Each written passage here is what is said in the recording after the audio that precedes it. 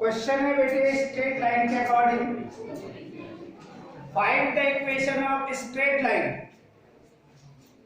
which passes through point 1 minus 2 and whose gradient is 4.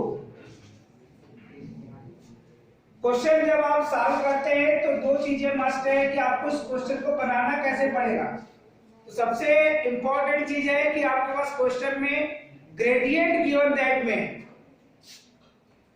According to question की जो meaning है वो आप राइट कर रहे हैं। Gradient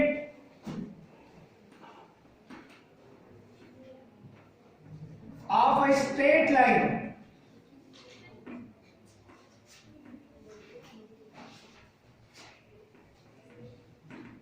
which is denoted the symbol small m और इसकी वैल्यू है क्वेश्चन के अकॉर्डिंग 4।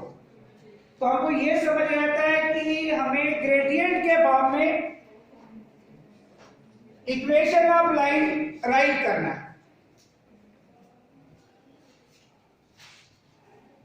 अब ग्रेडियंट के फॉर्म में जो इक्वेशन ऑफ लाइन अभी तक जो पढ़ा है आपने वो है आपके पास y equal mx plus C, जिसमें c intercept from y axis ये आपके पास क्वेश्चन में नहीं है।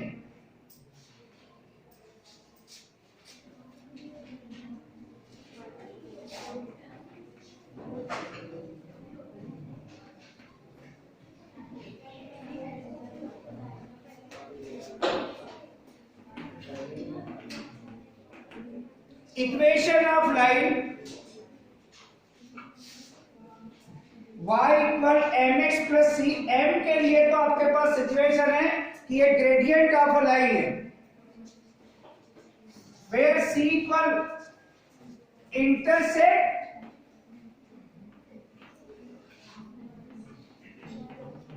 On y axis. c की वैल्यू आपके पास अननोन है, उस वैल्यू को फाइंड करने के लिए क्वेश्चन में एक अदर कंडीशन है।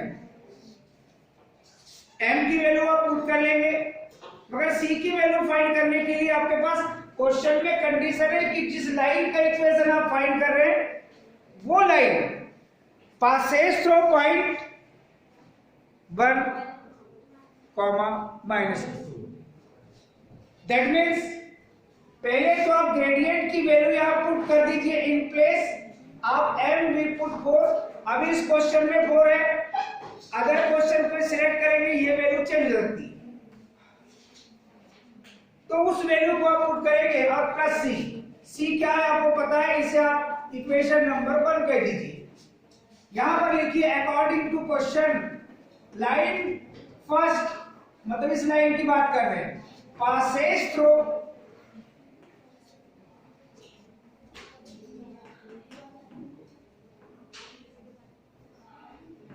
पॉइंट x की वैल्यू है बेटे 1 और y की वैल्यू है -2। जिस पॉइंट से लाइन पासेस थ्रू है इसकी मीनिंग होती है कि ये पॉइंट उस लाइन पर लाई कर रहा है। That means point 1 - 2 lies on the line first. इसकी मीनिंग है पॉइंट जिसके कोऑर्डिनेट है 1, -2 lies on line first. Point line पर लाई कर रहा है, इसकी अदर मीनिंग होती है कि ये पॉइंट उस लाइन को सेटिस्फाई करेगा। तो अगली मीनिंग हो गई इसकी पॉइंट 1 - 2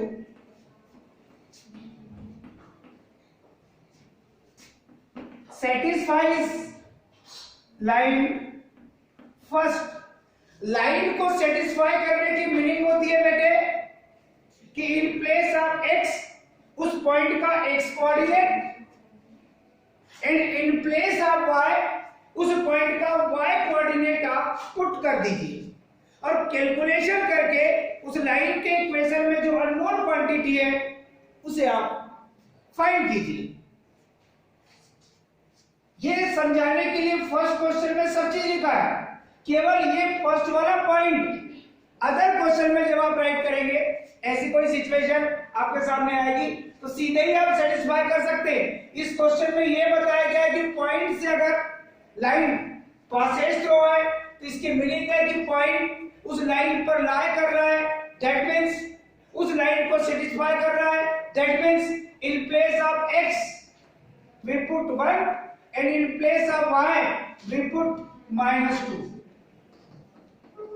और जो अननोन क्वांटिटी है उसका कैलकुलेशन करिए आप और वैल्यू फाइंड कीजिए। c वही लिखिए, 4 का ट्रांसफर कीजिए, -2 -4, that means unknown quantity c की वैल्यू आपको मिलेगी बेटे -6। और ये c की वैल्यू को इक्वेशन फर्स्ट में पुट कर दीजिए। In equation first we put c equal -6। तो फाइनली जो लाइन का इक्वेशन है आपके पास y इक्वल 4x और c की वैल्यू है बेटे -6, ऐसा पुट करना पड़ेगा, प्लस इन ब्रैकेट्स -6 और कैलकुलेशन के बाद फाइनली आपको उस लाइन का जो सॉल्यूशन या इक्वेशन आपको चाहिए वो आपको फाइनली इस टाइप से फाइंड होगा। अभी आप y equal mx plus c पढ़ रहे हैं, मगर मैं आपको ये बता देता हूं कुछ समय बाद अपन लाइन के अदर फॉर्म में जाएंगे तो एक्चुअलिटी में लाइन को जिस इक्वेशन से आप रिप्रेजेंट करते हैं वो इक्वेशन उस लाइन के लिए general equation of the line कहलाता है। ये भी आगे आएगा आपके पास एग्जाम में। आपके पास क्वेश्चन कहां तक आप सॉल्व करते हैं, यहां तो भी आप कंडीशन पढ़ रहे हैं, यहां छोड़ देते हैं, मगर एग्जाम में इस क्वेश्चन को आप उसके जनरल फॉर्म में राइट करेंगे। जनरल फॉर्म में राइट करने का मतलब ax plus by plus c which is equal 0। ये इक्वेशन को कुछ समय बाद हम कहेंगे कि general equation of the line है। जब भी लाइन के अकॉर्डिंग कोई आंसर शीट में आपको क्वेश्चन सॉल्व करके आंसर अगर राइट करना है तो आप इसी फॉर्म में राइट करेंगे, वही फाइनल आंसर कहलाता है कि आप उसको कहां तक सॉल्व करेंगे। कभी कभी ऐसा होता है कि ये जो कांस्टेंट टर्म c है ये नेगेटिव होती है, x plus by plus c equal 0 के फॉर्म में, तब आप इस नेगेटिव क्वांटिटी को ट्रांसफर करके राइट हैंड साइड में लिख देते हैं जिससे वो कांस्टेंट टर्म आपकी पॉजिटिव दिखाई देती है। दैट मींस आप x प्लस by अगर नेगेटिव है तभी आप उसको ट्रांसफर करके लिखते हो, ना लिखे तो कोई दिक्कत नहीं, मगर सही फॉर्म यही कहलाता है कि अगर लाइन की इक्वेशन को आपको कभी आया कि choose the correct option the equation of the general equation of the line, अब क्या होगा, डिफरेंट इक्वेशन पूरे वही रहेंगे मगर उसको लिखने के तरीके चेंज रहेंगे। पर लास्ट में जो equation ax plus by plus c equal 0 के फॉर्म में होगा वही उसका करेक्ट आंसर होता है। आप लोग कहते हैं सर चारों की मीनिंग तो सेम है, तो फिर आपने ऐसा क्यों दिया? उसका मतलब है कि general equation of the straight line, जिस इक्वेशन को जनरल इक्वेशन कहते हैं आपको उस फॉर्म तक पहुंचना है और वहां तक आपको कैलकुलेशन करना है। ये उन स्टूडेंट्स के लिए बताया जाता है जिन स्टूडेंट्स को 100/100 लेना होता है। दैट मींस आप जितने बड़े क्वेश्चन हैं डेफिनेटली करेक्ट सॉल्व करते हैं। अगर आपकी कोई मिसिंग होगी तो वो ऑब्जेक्टिव पैटर्न में ही होगी, और एक objective wrong that means 1 mark आपके डिक्रीज हो गए। अभी भी अगर किसी ने 100 नहीं लाया तो उसकी मीनिंग है अगर 99 है तो उसका कोई ना कोई एक ऑब्जेक्टिव रहा। तो ये और ऑब्जेक्टिव पैटर्न नहीं, बाद में आप लोगों को कंपटीशन एग्जाम देने के लिए भी काफी इंपॉर्टेंस रखता है। तो अभी जिस इक्वेशन को आपने लिखे हैं अगर इसको आप जनरल फॉर्म में लिखेंगे तो इक्वेशन क्या होगा वो भी मैं आपको बताता हूं। ax फर्स्ट टर्म ऑलवेज भी पॉजिटिव प्लस by, अगर y की टर्म लेफ्ट हैंड साइड में इसे ट्रांसफर करके आप राइट हैंड साइड में ले आएंगे, और ये जो कांस्टेंट टर्म है ऑलरेडी ही राइट हैंड साइड में है।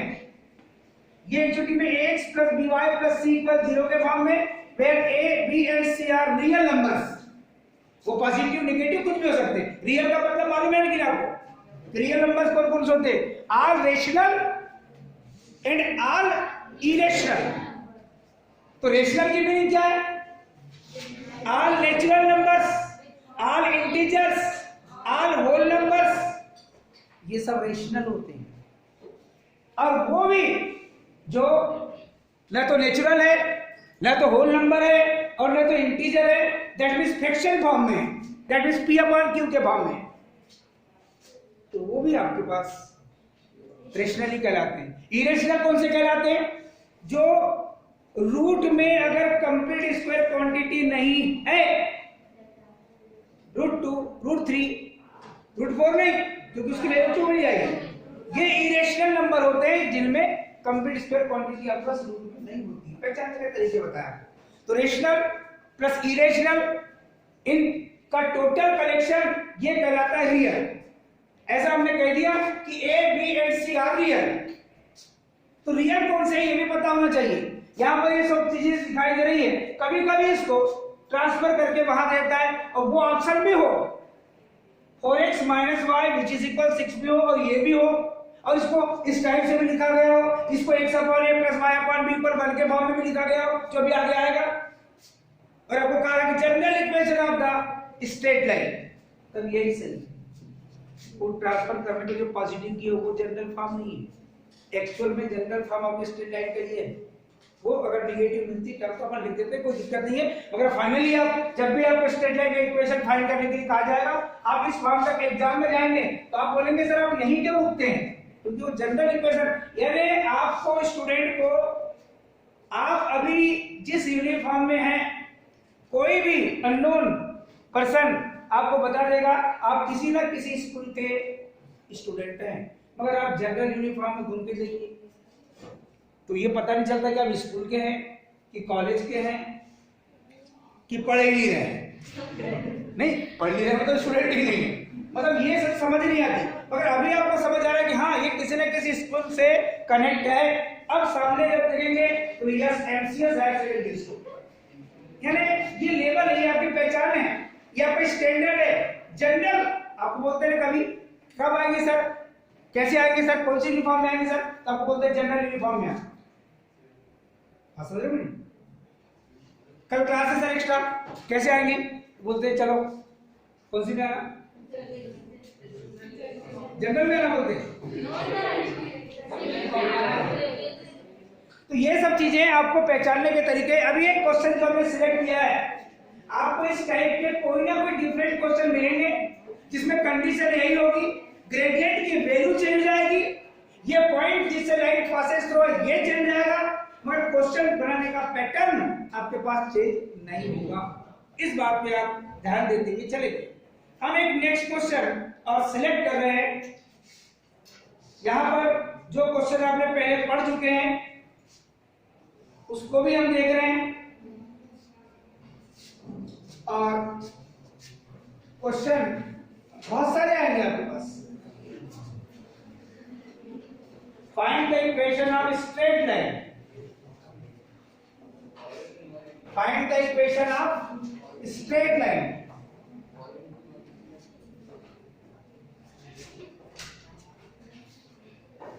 which cuts an intersect, which cuts an intersect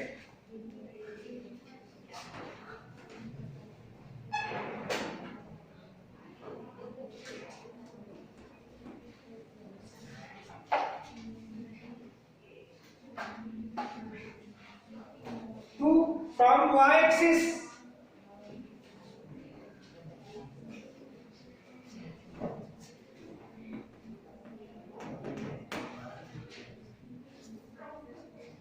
and makes an angle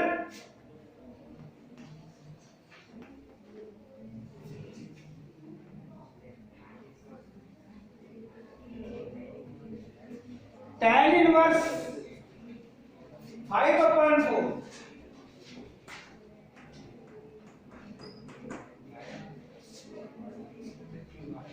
with positive direction of x-axis,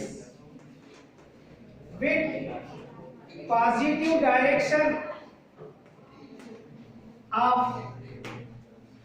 x-axis। अब क्वेश्चन को आप पढ़ लीजिए, इस क्वेश्चन को मैं सिलेक्ट क्यों किया है उसका रीजन आपको समझ जाएगा।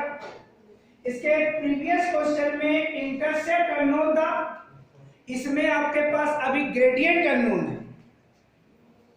मगर ग्रेडियंट फाइंड करने के लिए line positive direction of x axis से जो एंगल मेक कर रही है उस एंगल की आपके पास वैल्यू है। ग्रेडियंट आपके पास नहीं है।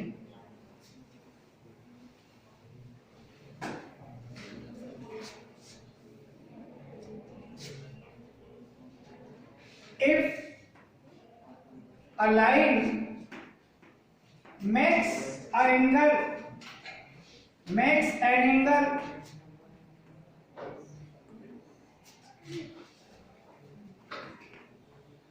from positive direction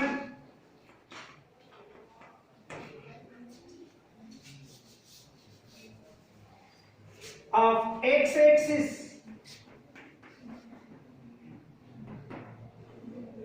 is theta, then gradient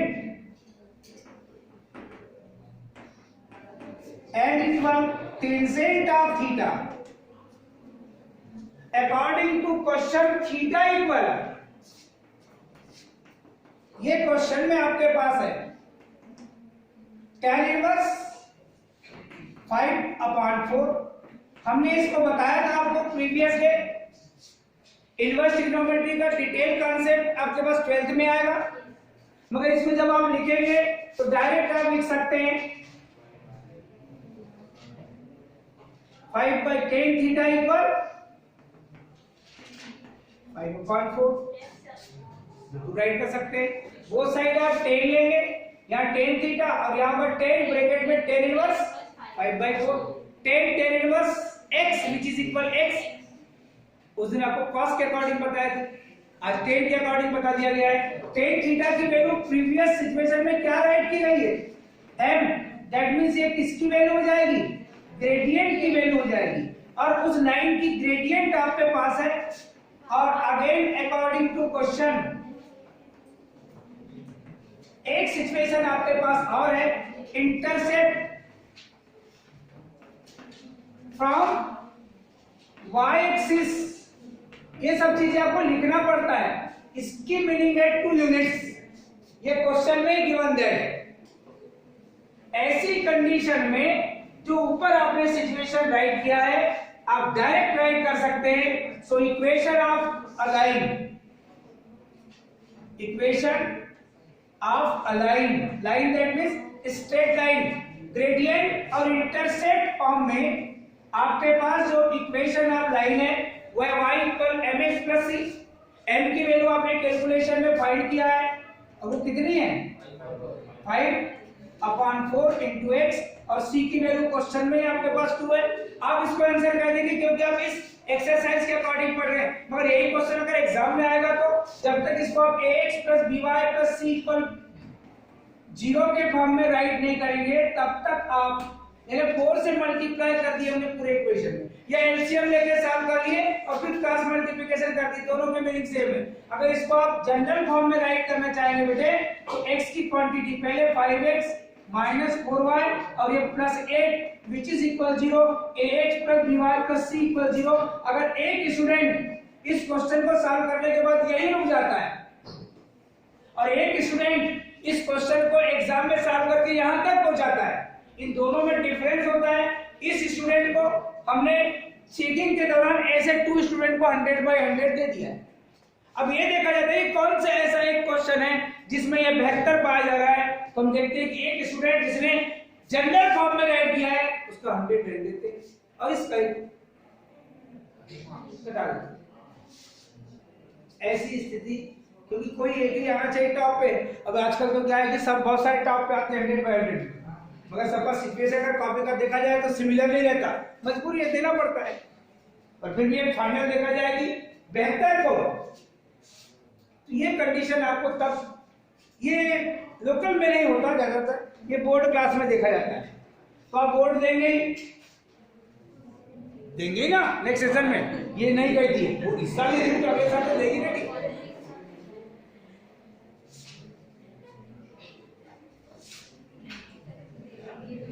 अभी आप लोग डिफरेंट डिफरेंट टाइप के क्वेश्चन को सॉल्व करते हुए चल रहे हैं। इसमें एक और क्वेश्चन हम सिलेक्ट कर रहे हैं।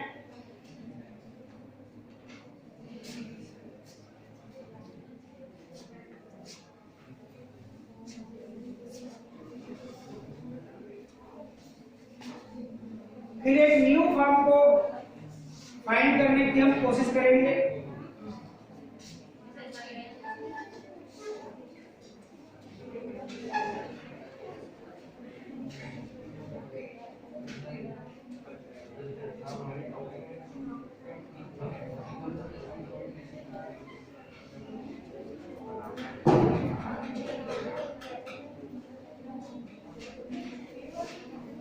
कुछ सिचुएशन आपको और कॉन्सेप्ट बताया जाएगा जिस पर आप विशेष ध्यान देंगे। अभी कुछ अदर कॉन्सेप्ट आपको स्टेप लाइन से कनेक्ट बताने के रह गए हैं जिन्हें आप बताने की अब और कोशिश करेंगे और उनसे रिलेटेड क्वेश्चन भी आप सॉल्व करने की कोशिश करेंगे।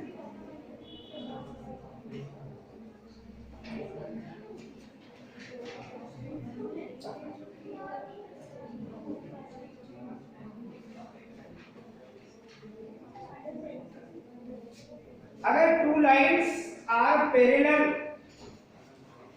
तो टू लाइन्स अगर पैरेलल है तो उनकी ग्रेडियंट में क्या रिलेशन है?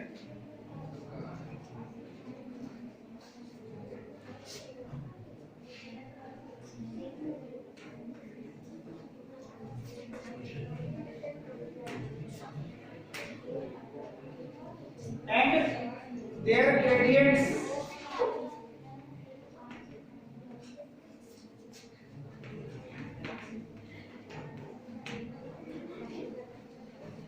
टू लाइन्स आर पैरेलल, तो टू लाइन्स अगर पैरेलल है तो उनकी ग्रेडियंट में क्या रिलेशन होगा, ये फाइंड करना आपको मस्ट है। मान लीजिए आप कोऑर्डिनेट एक्सिस ड्रा कर रहे हैं और टू लाइन भी आप ड्रा कर रहे हैं, परंतु लाइन में जो रिलेशन है वो पैरेलल है। फर्स्ट लाइन, सेकेंड लाइन, अगर ये फर्स्ट लाइन इसे कहते हैं ए बी, सेकेंड लाइन इसे आप कहते हैं सी डी, और टू लाइन्स आर पैरेलल, तो इनकी ग्रेडियंट आपको एज्यूम करना पड़ेगा। मान लीजिए कि line A B x axis की पॉजिटिव डायरेक्शन से जो एंगल मेक कर रही है उसे आप कह रहे हैं θ1, और जो लाइन सीधी है वो एक्स एक्सिस की पॉजिटिव डायरेक्शन से जो एंगल मेक कर रहे हैं वो है आपके पास θ2। यहां पर AB एंड CD के भी रिलेशन है आपके पास, AB is parallel to CD।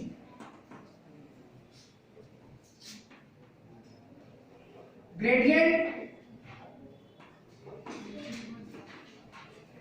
Of line AB and CD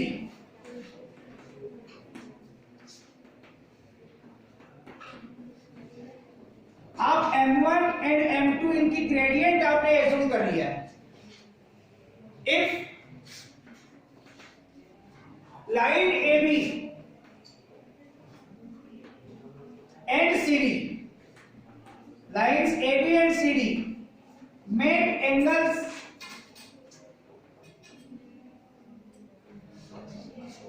with positive direction of x-axis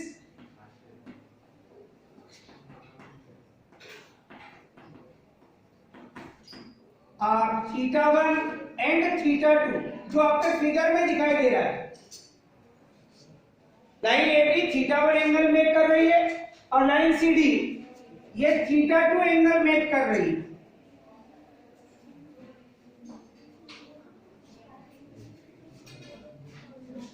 तो आपके पास ग्रेडियंट के लिए फार्मूला है सो m1 इक्वल मिलेगा आपको बेटे ग्रेडियंट की डेफिनेशन से tan थीटा 1, क्योंकि m equal tan theta gradient का फार्मूला है।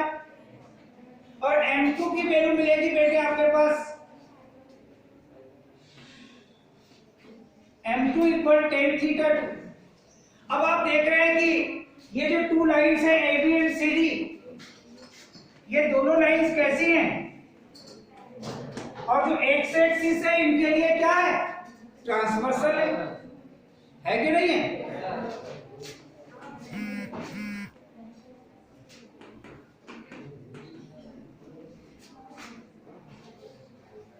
तो इसकी मीनिंग होगी कि जब लाइंस पैरेलल होती है तो ये दोनों एंगल करेस्पॉन्डिंग एंगल्स के अकॉर्डिंग कहे जाते हैं, थीटा 1 और थीटा 2। लाइन पैरेलल है तो करेस्पॉन्डिंग एंगल्स इक्वल होगा, और कभी करेस्पॉन्डिंग एंगल्स इक्वल है तो इसका कन्वर्स भी ट्रू है, लाइंस आर पैरेलल। तो डेफिनेट थीटा 1 इक्वल थीटा 2 है तो both side tan rule apply कर लीजिए। tan रूल के अकॉर्डिंग आपको मिलेगा tan theta 1 equal, but tan theta 1 की वैल्यू कितनी है और tan थीटा 2 की वैल्यू कितनी है। अगर आप यहां पर देखेंगे, यहाँ m1 पुट करेंगे, यहाँ इक्वल है, यहाँ m2, कई क्वेश्चन आपके पास में आएगा। अगर आपको क्वेश्चन आ गया प्रूव दैट टू लाइंस के इक्वेशन आपके पास है और आपको कहा जाए कि prove that lines are parallel, तो आपको ये पता होना चाहिए कि टू लाइन पैरेलल कब होती है। Two lines are parallel if which gradients are equal. अगर लाइंस पैरेलल है तो उनकी ग्रेडियंट क्या होगी, इक्वल। और आपको क्वेश्चन में कहा गया कि आप ये प्रूव कीजिए कि लाइन पैरेलल है, तो आप उसको y equal mx plus c के फॉर्म में लिखिए, कंपेयर करके, जैसे हमने प्रीवियस क्वेश्चन में आपको ग्रेडियंट फाइंड करना सिखाया था। ग्रेडियंट फाइंड कीजिए, फर्स्ट लाइन सेकंड लाइन की ग्रेडियंट को m1 m2 कहिए, अगर वो दोनों ग्रेडियंट सेम है तो लाइन पैरेलल है, ये बात प्रूफ हो जाती है। तो हमें कई बार ऐसा लगता है कि इस क्वेश्चन को हम सॉल्व कैसे करें, ये दिक्कत वाली बात रहती है।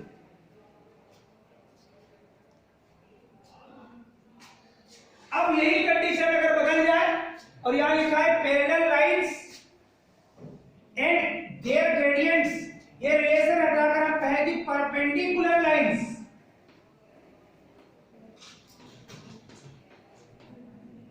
Perpendicular lines and their gradients.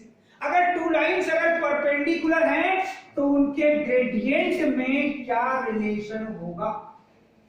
अब हम इस बात को कैलकुलेट करेंगे क्योंकि इससे रिलेट आपको क्वेश्चन पूछे जाते हैं। मान लीजिए ये जो लाइन आपने अभी ड्रा किया है ये फर्स्ट लाइन है और नेमली इसे आप AB कह रहे हैं, और ये positive direction of x axis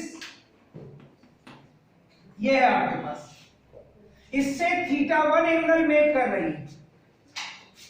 और सेकेंड लाइन जो हम एक और ड्रा कर रहे हैं और जिसे हम कह रहे हैं लाइन CD,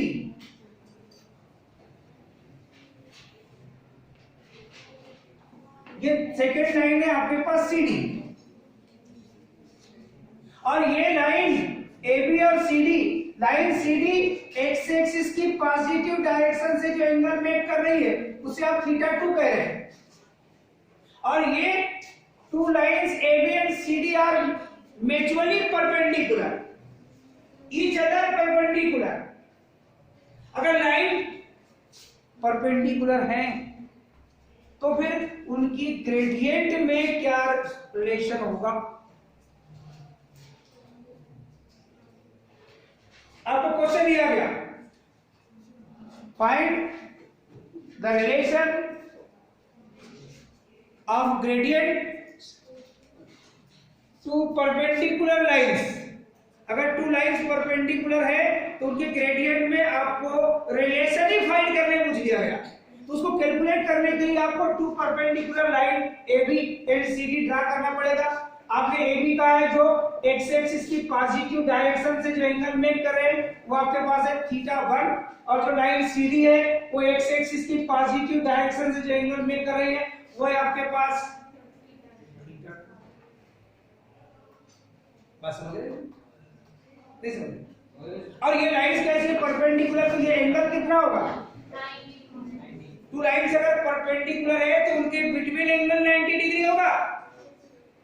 अब इस ट्रायंगल को देखिए आप, ये अगर इस पॉइंट को आप यहाँ पर इस पॉइंट को आप अगर कुछ चेंज करके कुछ और कहते हैं, मान लीजिए इस पॉइंट को आपने यहाँ पर P कह दिया, इस पॉइंट को यदि आपने यहाँ Q कह दिया, और ये जो पॉइंट जहाँ लाइन इंटरसेक्ट कर रही है इस पॉइंट को अगर आपने R कह दिया, तो इस ट्रायंगल PQR को देखिए आप,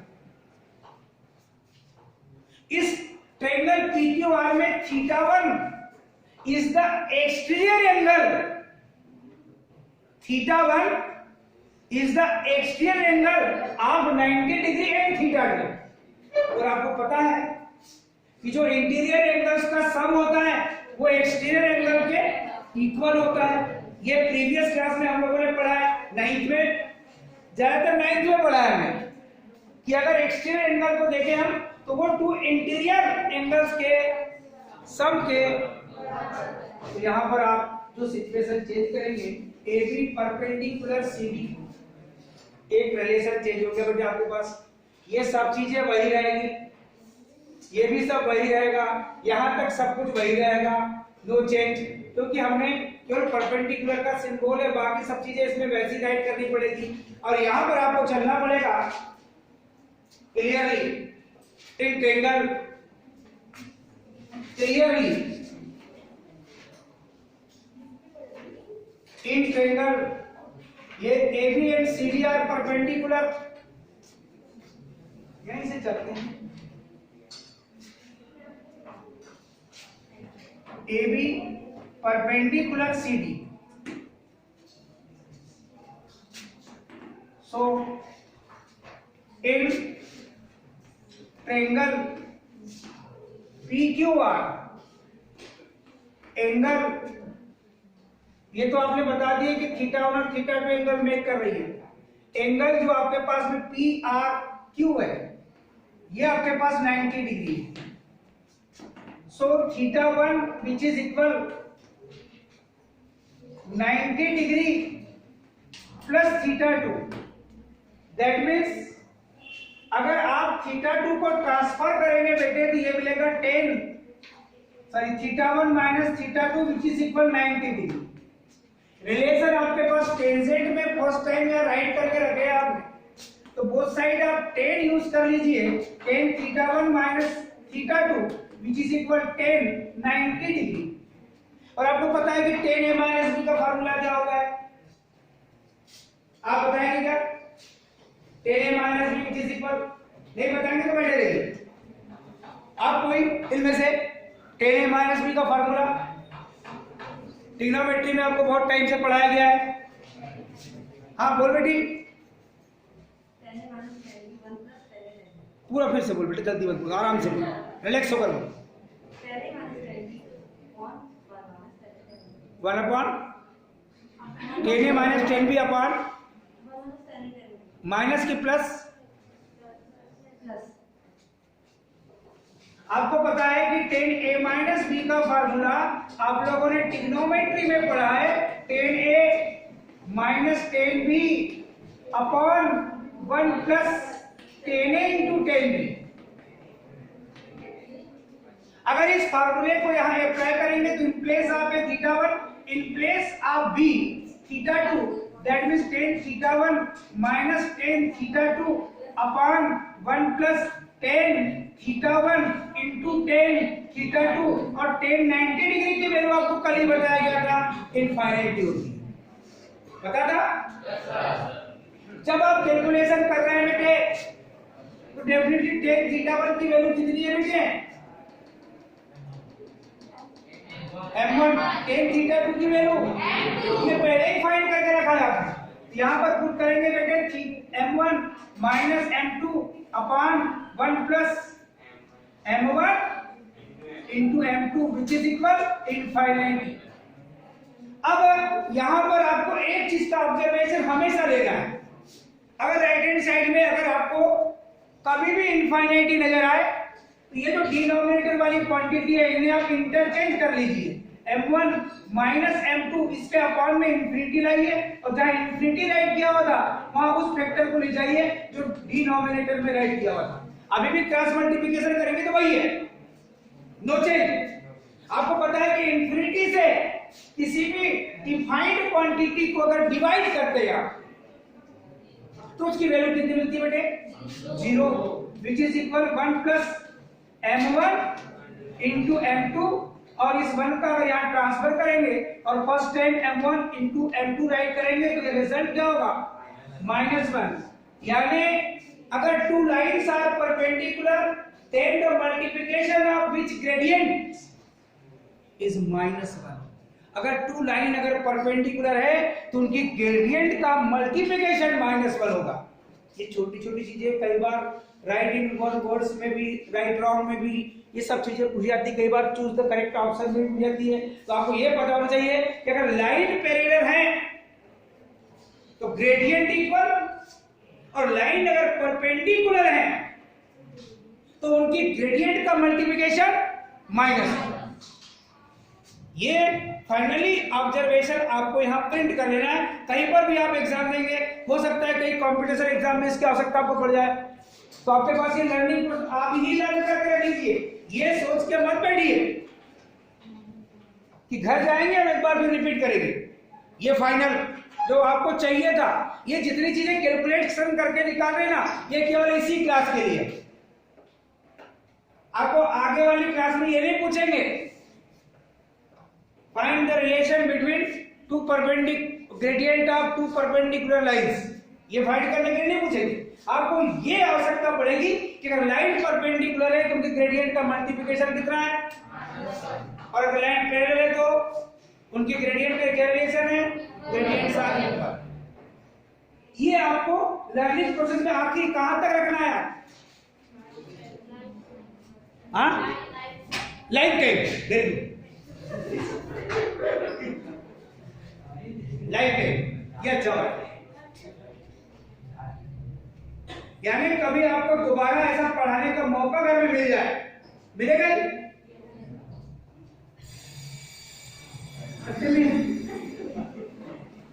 में कोई ऐसा वर्ड होगा और फेल होती है वो 101% ट्रू होता है। डेफिनेटली आपको पढ़ाने का मौका आएगा ही, और किसको आएगा ये बताने की आवश्यकता नहीं।